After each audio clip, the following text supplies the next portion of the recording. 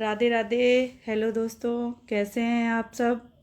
आप लोगों में से शायद बहुत लोग ये नहीं जानते हैं कि गीता का क्या रहस्य है। तो आइए आज हम लोग जानते हैं गीता का असली रहस्य क्या है। श्री गणेशाय नमः। बोलो राधे राधे। राधे राधे। श्री ओम नमो भगवते वासुदेवाय वासुदेवाय विश्वेश्वराय आदि पुरुष अपरंपार अलेख पुरुषाय नमः।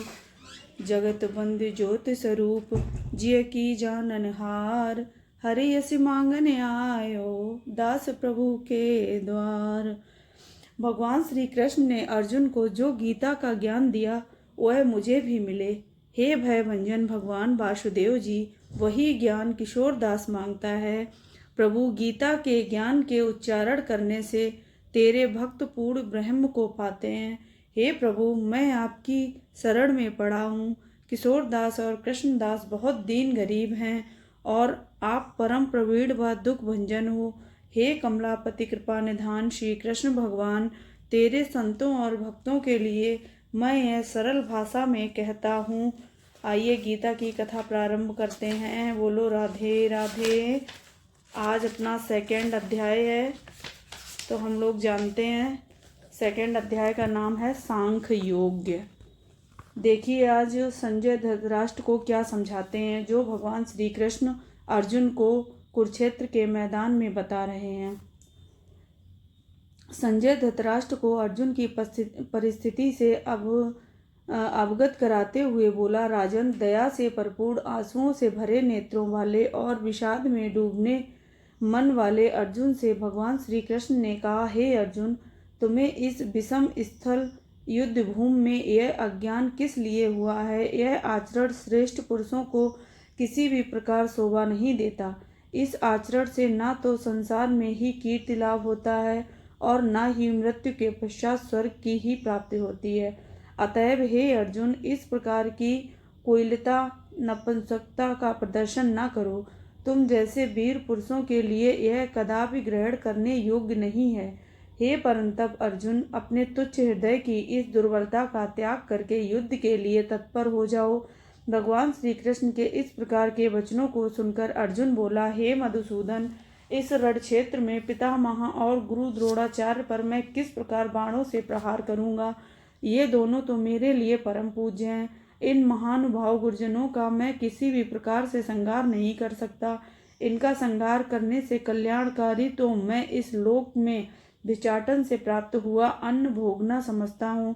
इन गुरुजनों का संहार करके मुझे जो राज्योचित सुख भोग प्राप्त होगा वह निश्चय ही मेरे इन सम्मानी जनों के रुधिर। हमें तो इस तथ्य का भी ज्ञान नहीं है कि हमें क्या करना उचित है और क्या करना अनुचित। हम इस बात से पूरी तरह अनभिज्ञ हैं कि हमारी विजय होगी अथवा पराजय, किंतु इतना तो निश्चित है कि युद्ध के लिए तत्पर हमारे सन्मुख खड़े धृतराष्ट्र के इन पुत्रों का संहार करके हमारा भी किसी प्रकार कल्याण न होगा। हे कृष्ण, इसी भटकाओं में मुझे कायरता ने घेर लिया है। मेरी बुद्धि भ्रमित हो गई है और किसी भी प्रकार के धर्म कर्म का ज्ञान भी अब मुझे नहीं रह गया। अतएव अब मैं वह बात आपसे ही पूछता हूँ जो मेरे लिए निश्चित रूप से कल्याणकारी हो।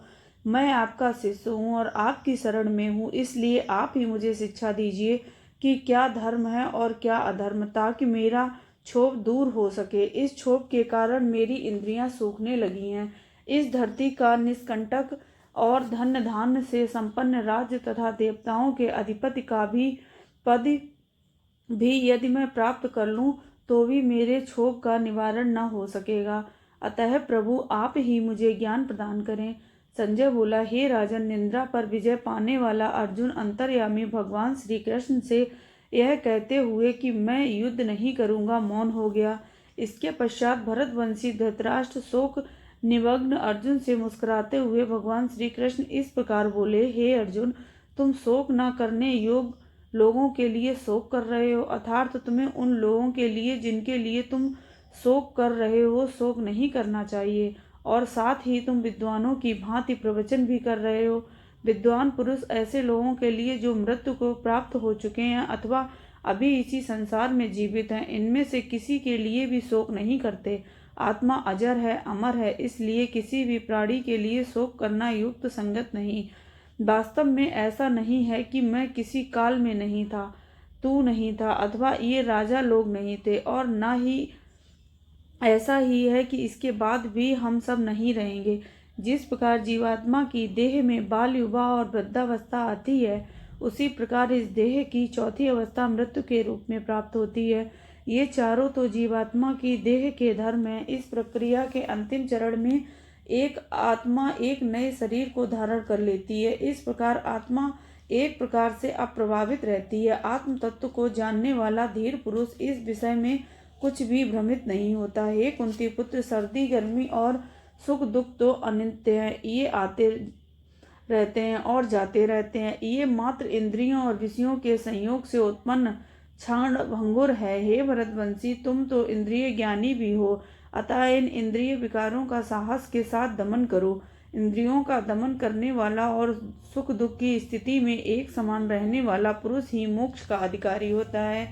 हे अर्जुन, असत्य अंततः अस्तित्वहीन ही होता है और सत्य का अभाव नहीं होता। इस प्रकार तत्व ज्ञानी पुरुष इन तत्वों को ही भली प्रकार जानते समझते हैं।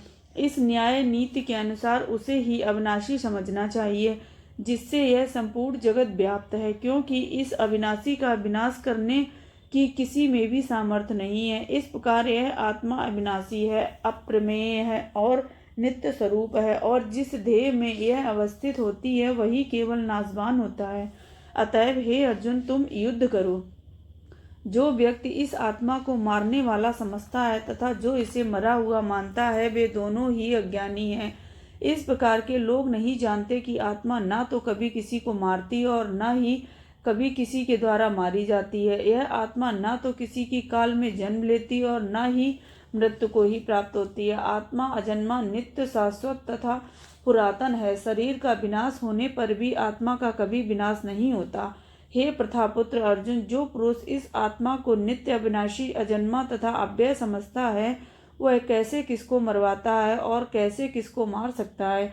हे अर्जुन, यदि तुम इस बात को कहते हो कि मैं तो शरीर के वियोग का शोक करता हूँ, तो यह बात सर्वथा अनुचित है। जिस प्रकार मनुष्य पुराने जीर्ण वस्त्रों का त्याग करके नवीन और कर्मों के अनुसार सुंदर वस्त्र ग्रहण करता है, ठीक इसी प्रकार आत्मा भी अपने जीर्ण और पुराने शरीर का त्याग करके दूसरे नवीन शरीर को प्राप्त करती है। इस आत्मा को न तो कोई शस्त्र काट सकता है, न इसे अग्नि जला सकती है, न जल ही गीला कर सकता है और न वायु ही शुष्क कर सकती है।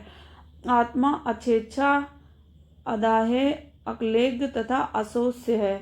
निसंदेह यह नित्य, सर्वव्यापक, अचल, स्थिर रहने वाली तथा सनातन है। आत्मा पूरी तरह अव्यक्त है, अर्थात यह इंद्रियों के विषय भोग से बाहर का विषय है। यह अचिंत्य है, अर्थात मन के विचार मंथन से परे है तथा विकार रहता है। इस प्रकार आत्मा के विषय को लेकर तुम्हें शोक नहीं करना चाहिए। इतना जानने के बाद तुम्हारे लिए इस प्रकार का शोक करना उचित नहीं है। हे महाबाहु, यदि तुम आत्मा को जन्म लेने वाला और मृत्यु को प्राप्त होने वाला मानते हो, तब भी तुम्हें किसी प्रकार का शोक नहीं करना चाहिए। इस प्रकार से जिसने भी जन्म लिया उसकी मृत्यु होनी भी निश्चित है। ऐसा जानने के बाद भी तुम्हें शोक करना शोभा नहीं देता। यह भीष्म आदि के शरीर मायामय होने के कारण अनित्य है, इसलिए इन शरीरों को लेकर किसी भी प्रकार का शोक करना उचित नहीं है। हे अर्जुन, प्राणी जन्म लेने से पूर्व भी बिना शरीर वाले तथा मृत्यु को प्राप्त होने के बाद भी बिना शरीर वाले ही होते हैं। केवल जन्म और मृत्यु के बीच के अंतराल को जिसे जीवन कहते हैं, उसी में सशरीर होते हैं। तब उन जिनके द्वारा और अंत के बारे में पूरी तरह अनभिज्ञता है कि वे कहाँ से आए और उन्हें कहाँ ले जाना है, उनके विषय में विचार करके शोक प्रकट करना अनुचित है। हे अर्जुन, इस आत्म तत्व का विषय अत्यंत गूढ़ है। इस विषय का ज्ञान किसी बिरले महापुरुष को ही होता है, और वह महापुरुष किसी आत्म तत्व के जिज्ञासु को ही इसका ज्ञान प्रदान करता है।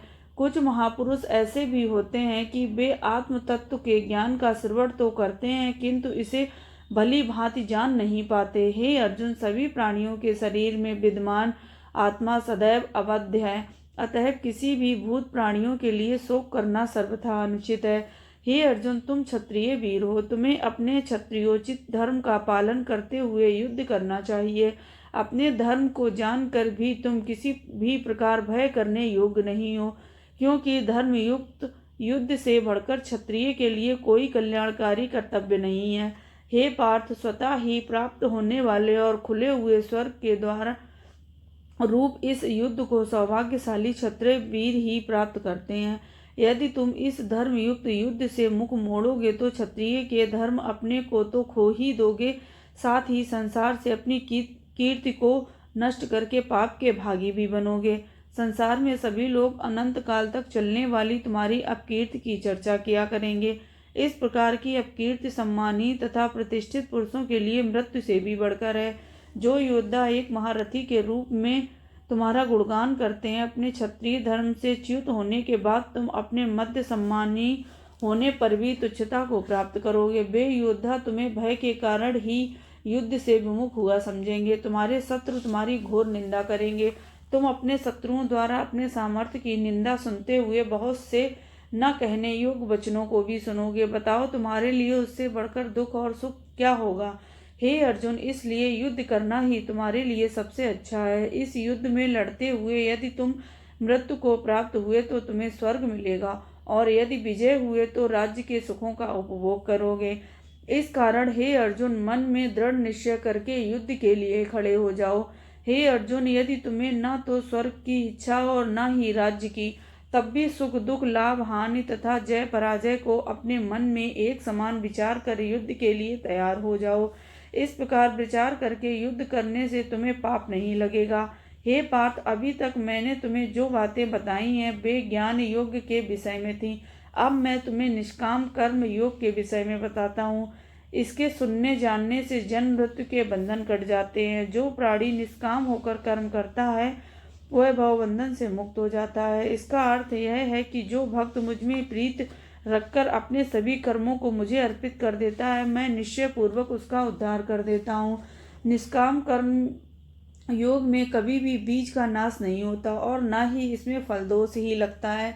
हे अर्जुन, इस कल्याण मार्ग का अनुसरण करने वालों की निश्चयात्मक बुद्धि एक ही होती है, किंतु कामना के वशीभूत होकर कर्म करने वाले अज्ञानी पुरुषों की बुद्धियां बहुत भेदों वाली अतः अंतः होती हैं।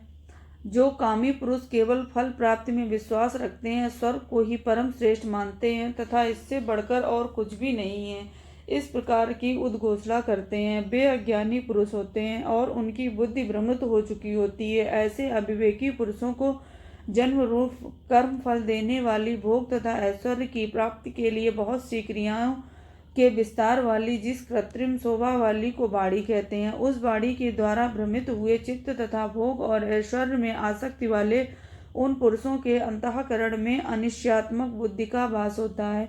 हे अर्जुन, तुम अपनी बुद्धि को निश्चयात्मक बनाओ और अप्राप्त की प्राप्ति अर्थात योग तथा प्राप्त वस्तु की रक्षा अर्थात क्षेम की रक्षा रखने वाले न बनो।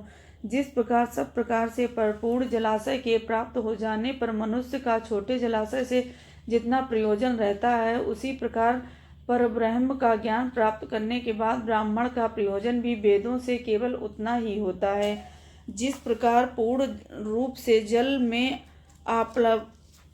आप्लावित जलाशय के मिल जाने पर मनुष्य को छोटे जलाशय की कोई आवश्यकता नहीं है, ठीक उसी के अनुरूप विद्वजनों को ब्रह्मानंद की प्राप्ति हो जाने पर वेदों की कोई आवश्यकता नहीं रह जाती। हे अर्जुन, तुम केवल कर्म करने में ही विश्वास रखो, फल की इच्छा न करो। तुम स्वयं को कर्मों के फल की वासना वाला भी मत बनाओ और तुम्हारी कर्म न करने में भी प्रीत न हो, ऐसा भी मत बनो। हे धनंजय, हर प्रकार की आसक्ति का त्याग करके सिद्ध और असिद्ध में अपनी बुद्धि को एक समान निश्चयात्मक रखते हुए योग में स्थित होकर कर्म करो। कर्म करने की इस प्रकार की मन स्थिति को ही समत्व भाव कहते हैं। समत्व भाव में जो कुछ भी कर्म किया जाए उसके पूरा होने अथवा पूरा न होने जैसी हर प्रकार की स्थिति में एक समान रहना ही उत्तम है।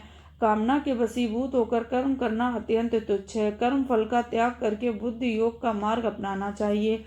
इससे ही पाप पुण्यों का क्षय होकर भव बंधन से मुक्ति तथा अंततः परम पद की प्राप्ति होती है। संसार के हर कर्म से निर्लिप्त होकर और समत्व बुद्धि योग से कर्म करना ही कर्मों में चतुराई कहलाती है तथा इसी से कर्म के बंधन से मुक्ति मिलती है। जिस समय तुम्हारी बुद्धि हर प्रकार के मोह से युक्त हो जाएगी उसी समय तुम वैराग्य को प्राप्त कर लोगे। जब विभिन्न मतांतरों को सुनने से विचलित हुई तुम्हारी बुद्धि परमात्मा के स्वरूप में पूरी तरह से अचल तथा स्थिर हो जाएगी तब तुम समत्व रूप योग को प्राप्त कर लोगे। भगवान श्री कृष्ण के इन वचनों को सुनकर अर्जुन बोला, हे केशव, समाधि स्थित स्थिर बुद्धि वाले पुरुष के क्या लक्षण है? ऐसा स्थित प्रज्ञ पुरुष किस प्रकार लोगों के साथ व्यवहार करता है? वह किस प्रकार बोलता है, किस प्रकार बैठता है और किस प्रकार चलता है? मैं यह किस प्रकार समझूं कि वह स्थित प्रज्ञ है? अर्जुन को समझाते हुए भगवान श्री कृष्ण बोले, हे अर्जुन, इसमें कोई पुरुष अपने मन में उठने वाली सभी इच्छाओं का परित्याग कर देगा, उसी काल में वह स्थित प्रज्ञ कहलाएगा।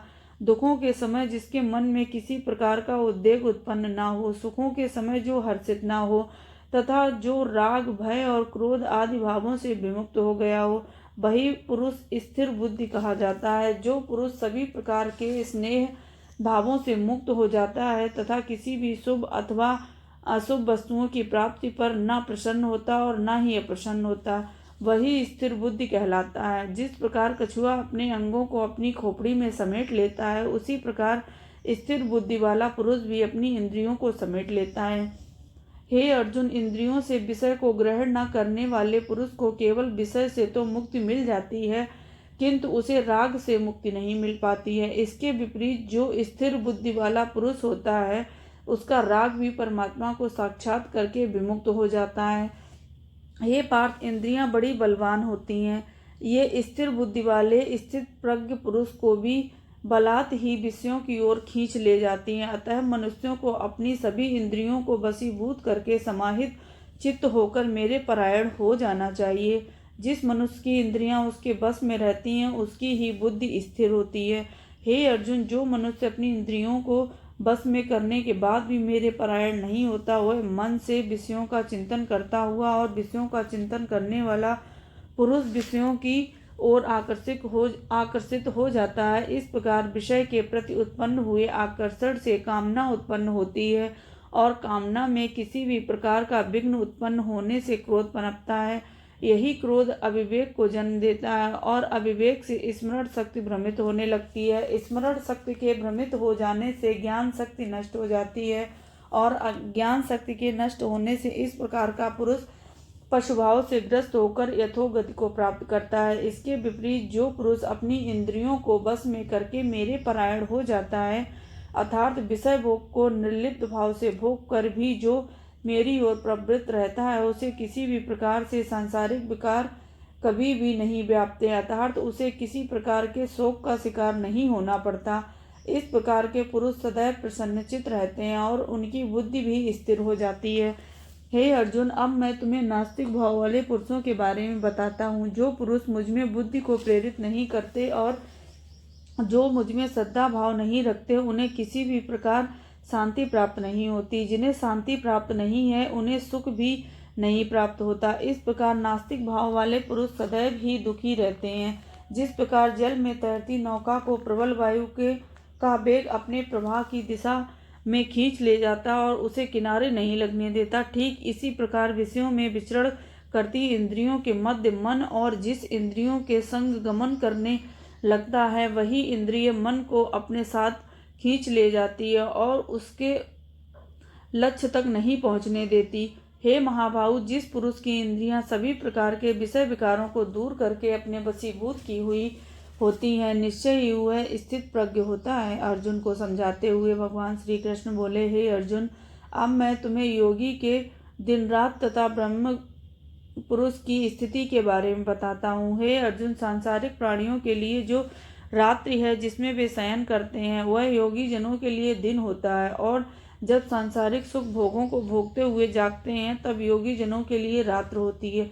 जिस प्रकार सब ओर से परिपूर्ण जल वाले समुद्र में अनेक नदियों का जल आकर मिल जाता है और उनका तीव्र वेग भी समुद्र को अस्थिर नहीं कर पाता, ठीक इसी प्रकार ब्रह्मज्ञ पुरुष को संसार भर के विषय विकार चारों ओर से घेर लेने के बाद भी उसे विचलित नहीं कर पाते। इसी प्रकार का धीर गंभीर पुरुष ही शांति को प्राप्त करता है। हे अर्जुन, जो पुरुष संपूर्ण कामनाओं, वासनाओं, ममता, अहंकार और स्पृहा आदि का त्याग कर देता है, वह सदैव शांति में लीन रहता है और शांति उसमें लीन रहती है। यही ब्रह्म को प्राप्त हुए पुरुष की स्थिति है। इस स्थिति को प्राप्त करने के बाद भी योगी कभी किसी मोह के वशीभूत नहीं होता। ऐसा पुरुष इसी स्थिति में रहता हुआ अनंत काल में ब्रह्मानंद को प्राप्त होता है। बोलो राधे राधे।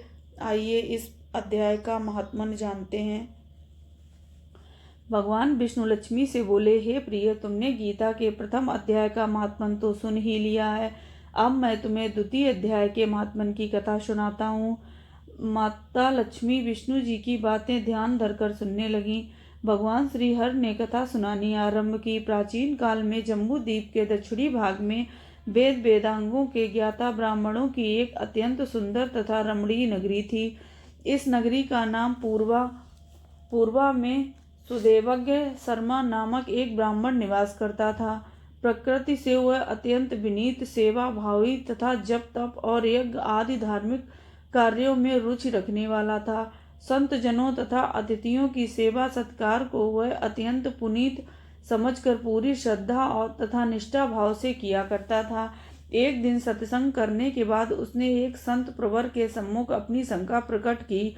हे महात्मन, मुझे आत्मज्ञान का बोध कराने वाला कोई उपदेश दीजिए, जिससे मेरे चित्त को शांति प्राप्त हो सके।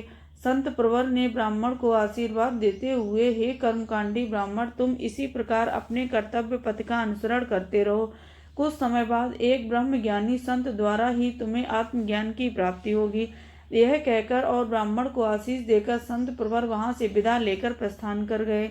अब सुदेवज्ञ नामक वह ब्राह्मण पहले की अपेक्षा और भी अधिक चाह उत्साह के साथ संतों और अतिथियों की सेवा, जप तप तथा यज्ञ आदि कार्य करने लगा। अपना अधिक से अधिक समय वह प्रभु की आराधना में बिताने लगा। सुदेवज्ञ एक बार संतों की सेवा में जुटा हुआ था कि उसी समय एक परम तेजस्वी और दिव्य आभा मंडल से युक्त संत ने वहां पदार्पण किया। उस संत का नाम मित्रेश्वर था। सुदेवज्ञ शर्मा ने मित्रेश्वर के चरण स्पर्श करते हुए उसे प्रणाम किया तो मित्रेश्वर ने प्रसन्न होकर उसके सिर पर हाथ रखकर उसे आशीर्वाद दिया। इसके पश्चात सुदेवज्ञ शर्मा ने मित्रेश्वर से विनीत स्वर में आत्मज्ञान प्रदान करने की विनती की। सुदेवज्ञ शर्मा की जिज्ञासु प्रवृत्ति और परमात्मा में उसकी अगाध श्रद्धा को देखते हुए मित्रेश्वर संत ने उसे आत्मज्ञान के विषय में भली भांति समझाया और फिर एक कथा सुनाते हुए इस प्रकार से कहा। बहुत समय पूर्व की बात है कि एक घने जंगल में एक चरवाहा अपनी बकरियां चराने के लिए जाया करता था। सौभाग्य से एक दिन वन गमन करता हुआ मैं भी उसी वन में जा पहुंचा। मैंने वहां पर एक आश्चर्यचकित कर देने वाला दृश्य देखा, जिसे देखकर मेरी आंखें खुली की खुली रह गईं।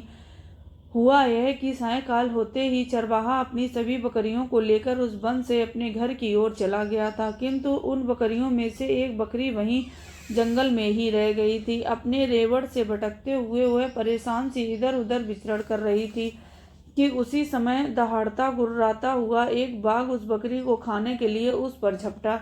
किंतु जब बाघ उस बकरी के निकट पहुंचा तो वह दहाड़ना गुर्राना भूलकर शांत होकर बकरी के पास जा खड़ा हुआ। इस बीच वह बकरी भी बाघ का भय त्याग कर निसंकोच हो बाघ के सामने जा खड़ी हुई। बाघ ने फिर भी उसे कुछ न कहा।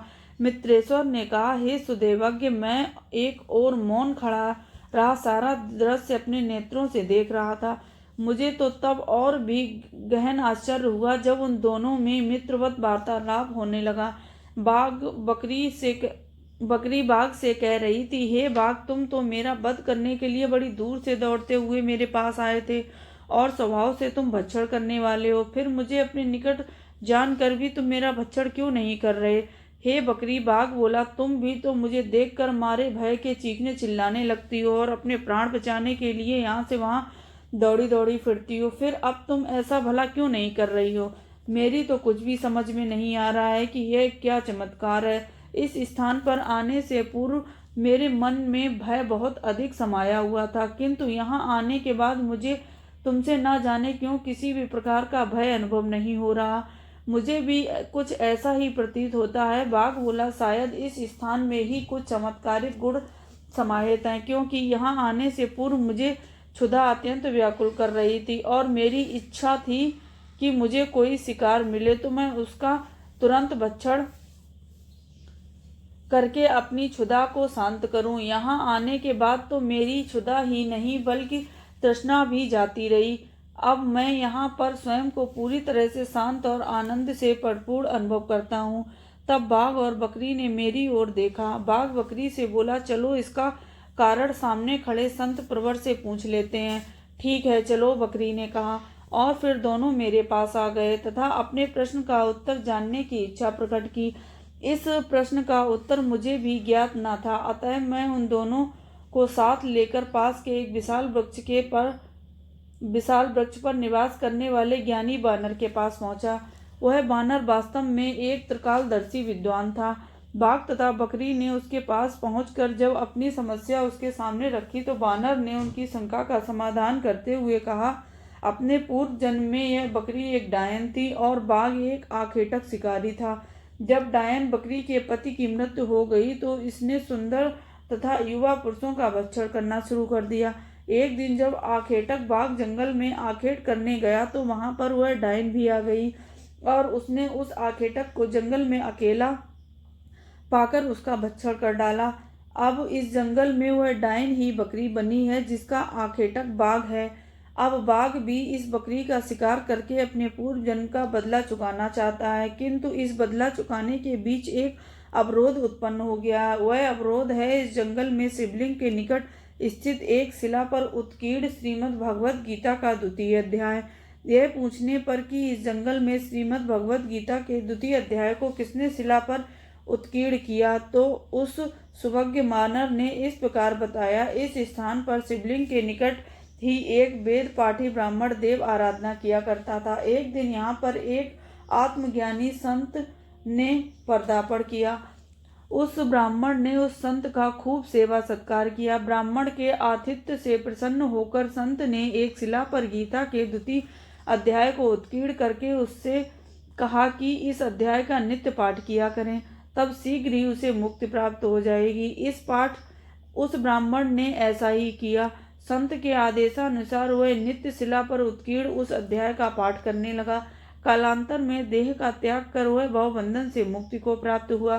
फिर मित्रेश्वर ने सुदेवज्ञ शर्मा से कहा, हे सुदेवज्ञ, तुम भी नित्य ही गीता के द्वितीय अध्याय का पाठ किया करो, तुम्हें भी शीघ्र ही शांति प्राप्त होगी और अंतकाल के पश्चात परमानंद को भी प्राप्त हो जाओगे। यह कथा सुनाने के पश्चात भगवान विष्णु माता लक्ष्मी से बोले, हे सुंदरी, मित्रेश्वर की आज्ञा से इस प्रकार सुदेवज्ञ शर्मा ने नित्य ही गीता के दूसरे अध्याय का पाठ करना प्रारंभ कर दिया और अंतकाल होने पर इसी के पश्चात से उसे मुक्ति प्राप्त हुई। बोलो राधे राधे। आप सभी भी नित्य ही गीता के दूसरे अध्याय का श्रवण किया करें ताकि हम लोग भी हर बंधन से मुक्त हो जाएं।